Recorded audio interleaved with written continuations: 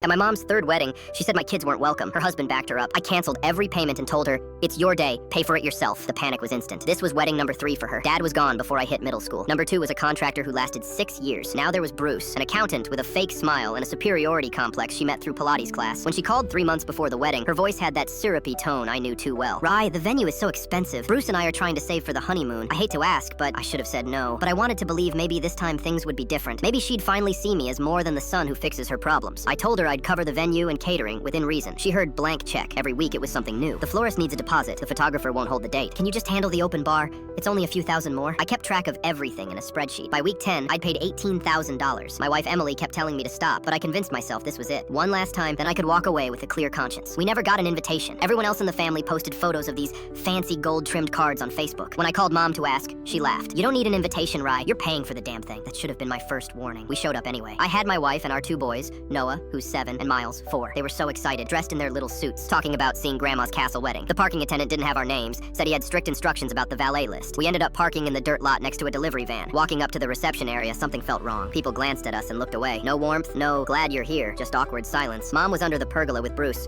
laughing with guests. When she saw us, her smile dropped. Her eyes went straight to Noah and Miles, then narrowed. "Ryan," she said flatly, "you brought them?" "Yeah, they're my kids." Bruce scoffed. "This isn't really a place for children, is it?" Emily's hand tightened around mine. I looked around the venue, at the elegant setup, the white chairs, the string lights I'd paid for. No booster seats, no kids menus, no sign our children were ever expected. "You never said it was adults only," I said, keeping my voice calm. Mom sipped her champagne. "I didn't think you'd bring them. It's an adult affair. You should have known that." My ears were burning. Miles clung to my leg, confused. Noah's face fell. "I assumed you'd have the sense to ask," she added with a shrug. "It's my day, Ryan. I don't need screaming children ruining the vibe." That word hit me like a slap. Vibe. Then I noticed something. 3 tables near the back had booster seats, little coloring books, kids' cups. "Who are those for?" I asked. "Bruce's sister's children," Mom said dismissively. "That's different." Bruce stepped forward, smug. "Come on, Rye. You can just drop them at a sitter or something, right? They're not really welcome here." Welcome. That word echoed in my head. Emily knelt down to talk to the boys, whispering something gentle. I stood there, stunned, humiliated. My own mother had just told my children they weren't good enough to be there while I'd funded the entire day. "So, what am I supposed to do?" I asked quietly. Mom smiled, not kindly. "You can stay. They can't." Something inside me went cold and sharp. I pulled Emily and the kids aside, walked them toward the car. Noah started crying once we were out of view. Miles kept asking what he did wrong. I buckled them in,